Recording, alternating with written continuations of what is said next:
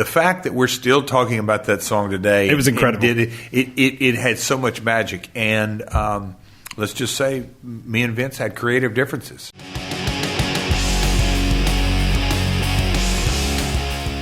I was fascinated by your sort of early dealings with WWF back in the day, in the very early 90s. Was it like a cross-promotion between USWA and WWF? I think you appeared at ringside at a Memphis show with Jarrett. Wow, you've done your homework. And did an open challenge, which Bret Hart then answered. So did a lot of that happen back in the day, these cross-promotions? And also, how did that lead to you going full-time with WWE? See, it was a really unique set of circumstances because we were still operating as a regional territory. Yeah.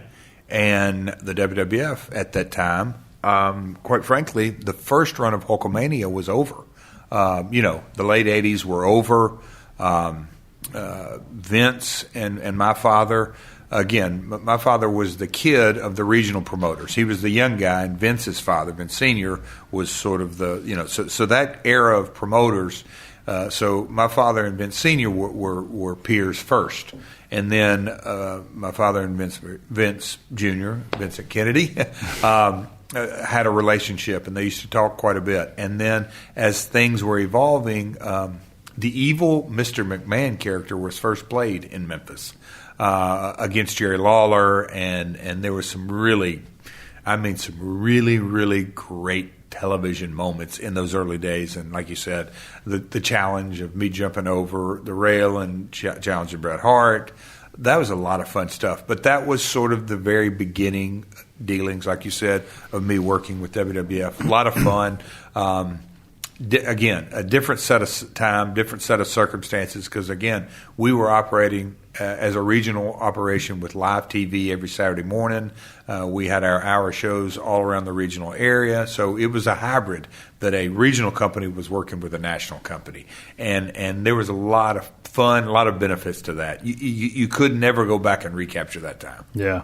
And so when you went full-time with WWE, I mean, as a kid, I've got so many fond memories of new generation era. Oh, wow. You against the likes of Razor Ramon, Shawn Michaels, Diesel, Bret, the Kliq, Owen, and Bret. Yeah, I mean, what a talent! What a talented roster back at that time. Talk to me, if you don't mind, about In Your House 2. Because the night the pay-per-view was kind of built around you, really. That performance, that match with Shawn Michaels, bit of wrestling magic happened that night. What are your memories of that evening? That was... So that was 1995. It was. And January of 95 is when me and the Road Dogg, and I'll say because we were just, what a pairing. That there was a real, from the very beginning, obviously his father, he's second generation, I'm second/third generation. So we were buddies. But when they put us together, and the Double J character had been on WWF television for about a year, and really picked up some momentum. But when you added the roadie into the element, and Brian's not just a charisma, athletic ability, it was really a cool pairing. So we won the title in January, and did the deal with Razor Ramon, and Razor didn't win it. So I'm giving you context here. I'm going a long way around. No, that's good. We didn't win the title. Razor didn't win the title at WrestleMania.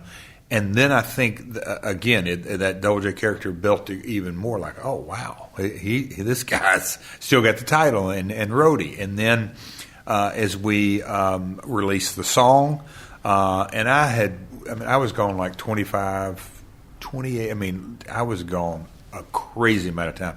So show after show, on sale appearance, video game. We were never home. So a lot of that was the grind, the blur, and all that. But I knew that we had shot the angle, and we had did the song, and it had picked up so much traction so quickly. I mean, the fact that we're still talking about that song today, it was incredible. It had so much magic, and let's just say, me and Vince had creative differences. He sort of wanted to end the lip sync. I wanted to do another song. I wanted to do another couple of songs. I didn't want to pull the plug, so to speak, and do the split. I think the real wrestling terminology that your audience, I didn't want to split Double J and the roadie up that quick. Yeah. And we were going for it.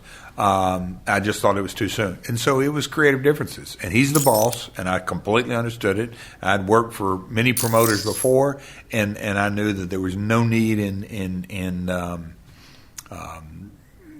fighting City Hall. I knew that. But so I chose to leave that night, and in hopes that we could revisit this, that we didn't go down that road. But as the build-up came, and In Your House too, and just the convergence that it was in Nashville, we had the live band there, the song was red hot. Sean, I'd worked with Sean. I think the first time was 87 or 88. So me and Sean, we came up together. Okay, yeah. He came to Tennessee. Marty and Sean did. And during that time, me and Sean had a bunch of single matches in small high school gyms and armories. Man, I wish we would have recorded that stuff back then.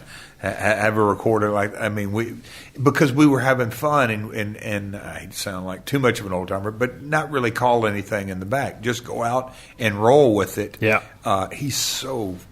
I do, and I said it in my Hall of Fame speech. He's the Michael Jordan. He could have a match with anybody, but his athletic ability made everybody better. And so the match that we had that night, to this day, I have people come up to me, and as the years have gone on, Eric Young has been a buddy of mine, worked with me for many years. Out there, he was a real close personal friend. To this day, he used to say 10 years ago, he said, "Man, that was a really good match. I've watched it." I'm like, "You watched the match again?" I'm like, "Yeah." But anyway, it has resonated with fans through the years, and that I would have never dreamed that. But with the power of the network and it still exists. But no, that night was cool. Did the performance, and literally I got to the building that day.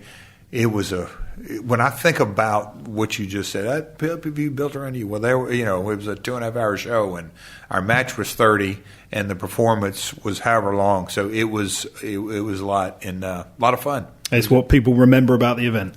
Yeah, without question. Yeah, just amazing. Watched it recently, loved it. So smooth. Get out of here. I did. Oh, wow. I absolutely loved it. It was one of my favourite matches growing up. What was it like working under the influence of the Kliq? We all know the stories. We've all heard the rumours of how they were backstage. But you were, and also, again, competing with them in the fact that you were a sort of similar style, great worker, IC champion sort of talent. What was it like with their influence backstage in the mid-90s? What was weird was, during this era that you're talking about right now, it was Sean, Scott, Kevin, myself, Road Dogg, Rhodey at that time, Brian. That was sort of the traveling posse, if you will. There were some people in and out, but we did a lot of European tours. And me and Kevin Nash specifically, he was Diesel, and we had worked together a lot, did the couple of Madison Square Garden shows and all that. But we had traveled so much, and then July of 95 is In Your House, and I went home, and Brian went home, and Brian went to work for my father, and I was doing some other business stuff. And then that's when Triple H arrived on the scene. And then when I came back later, whatever it was, that's when and X-Pac was obviously 1, 2, 3 Kid at that time. Yep. He was a part. So up through July, it was that group of me, Brian, X-Pac, Scott, Sean, and Kevin. And then we went away and came back, and then Triple H was in that group, and it was for them in the car. And then that's the curtain call. But that's when the Kliq was much more defined, if you will. Yeah. And so the one thing that and again, this is a Jeff Jarrett, Kevin Nash conversation. We always said, as a group, we were so analytical on our matches. Every night we would get in the car and we would either brag on each other or tell each other how terrible we were, how we're going to get better. Yeah. But we analyzed a lot of car talk, a lot of bus talk of the tours over here and in Germany. But we were very we analyzed everything. To me, in a real positive way. We didn't. It not only was our work, but it was our life's passion. Yeah. And we gave it our all. And that was something that I really think was a part of that Kliq mentality. Is those guys cared more. So maybe at times they didn't exactly express themselves in the most professional manner, if you will. But man, nobody cared more.